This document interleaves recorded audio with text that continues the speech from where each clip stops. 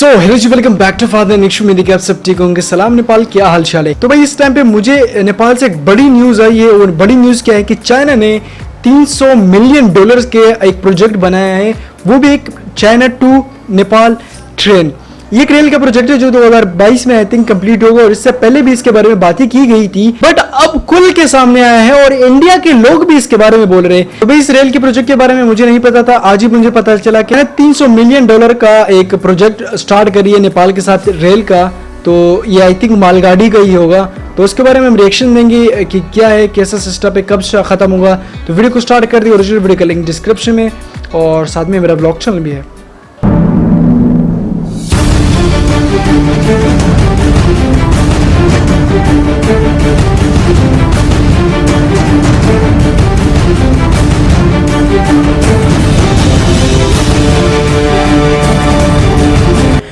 दोस्तों, चीन की एक बार फिर से चालाकी नेपाल की सरकार के ऊपर दिखाई दे रही है, क्योंकि नेपाल की सरकार के ऊपर चीन लगातार दबाव बना रहा है कि वो चाइना नेपाल के रेल प्रोजेक्ट में एंट्री दे दे और करीब $300 मिलियन की जो डील चाइना नेपाल से करवाना चाहता है अपने रेल प्रोजेक्ट के जरिए, उसको वो मंजूरी दे दे।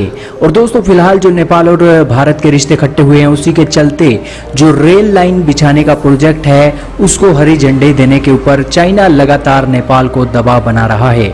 दोस्तों, क्या है मामला और आखिरकार ये रेल का प्रोजेक्ट कितना बड़ा है, और आखिरकार इसके ये चीन के ये जो रेल का प्रोजेक्ट है आखिरकार भारत के बॉर्डर के साथ क्यों लग रहा है, और इसी के साथ ही अगर भारत के बॉर्डर के साथ लग रहा है तो भारत को चिंता करने की क्यों जरूरत है, क्योंकि अगर ये रेल लाइन बिछ जाती है और अगर भारत के बॉर्डर तक चीन की रेलें आने लग जाती है तो जाहिर सी बात है कि चीन नेपाल पर कब्जा कर लेगा, और इसी के साथ ही जो तिब्बत के साथ चीन ने किया है वही हाल नेपाल के साथ भी होने वाला है।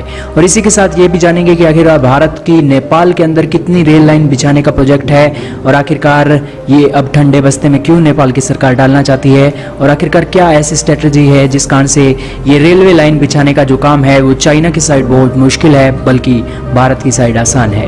तो दोस्तों, चैनल पर नए हैं तो चैनल को जल्दी से सब्सक्राइब करें और बेल आइकन जरूर दबा दें, क्योंकि ऐसे नॉलेजफुल वीडियोस के साथ देश और दुनिया की छोटी से लेकर बड़ी खबर आपको इंडिया प्लस न्यूज पर मिल ही जाती है। दोस्तों, यह है एक मैप, और चाइना नेपाल रेलवे का एक मैप दिखाया गया है, और ये नेपाल है और ये चाइना है। जो चाइना अभी रेल लाइन बिछाने का काम कर रहा है, और इसी के साथ ही जो प्रोजेक्ट है वो नेपाल के साथ रेल के जरिए कनेक्शन बिठाने का है। हालांकि यहाँ पर जितने भी पहाड़ हैं उन पहाड़ों पर रेलवे लाइन बिछाने का काम चीन की सरकार नेपाल के साथ मिलकर करना चाहती है, और करीब $300 मिलियन की एक रकम के तहत वो नेपाल में भी रेल लाइन बिछाने का काम कर सकती है। हालांकि इसका स्टार्टिंग पॉइंट है ये लहासा से ये होते हुए शिगात से आएगी चाइना से, और केरुंग, और इसी के साथ रसुआ घड़ी, और ये काठमांडू को जोड़ेगी। और ये अगला मैप है जहां पर ये एक केरुंग से लेकर ये काठमांडू रेल आएगी, काठमांडू से फिर बैरानी आएगी, बैरानी से ये है लुम्बिनी।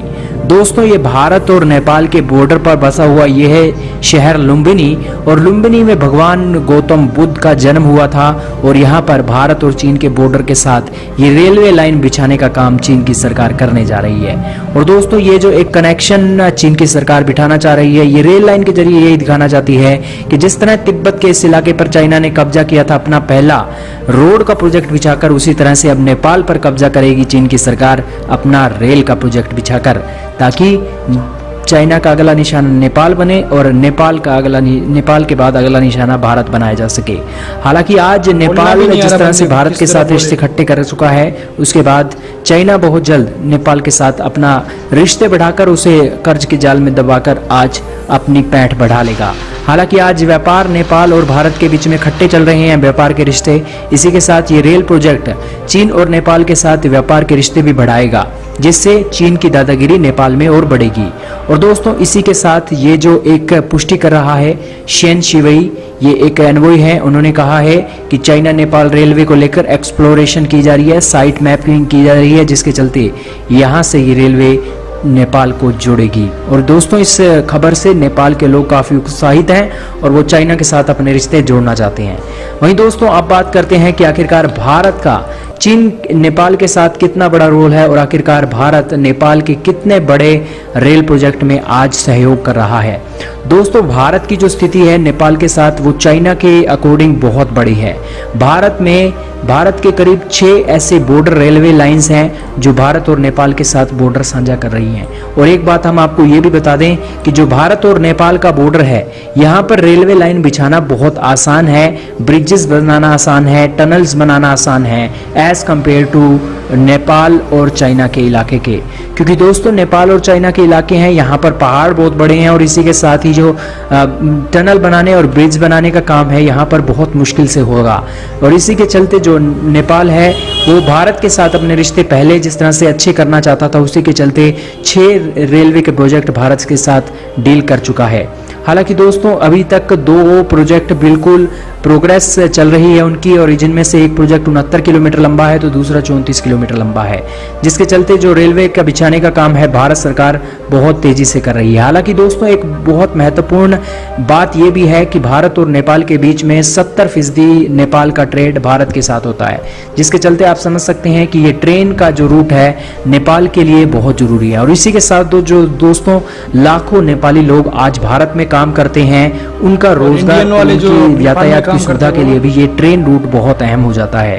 और इसी के चलते जो 2018 की नेपाल के पीएम की विजिट भारत में होती है, उसी के चलते जो रेलवे लाइन बिछाने का काम था उसके ऊपर भी हस्ताक्षर किए जाते हैं।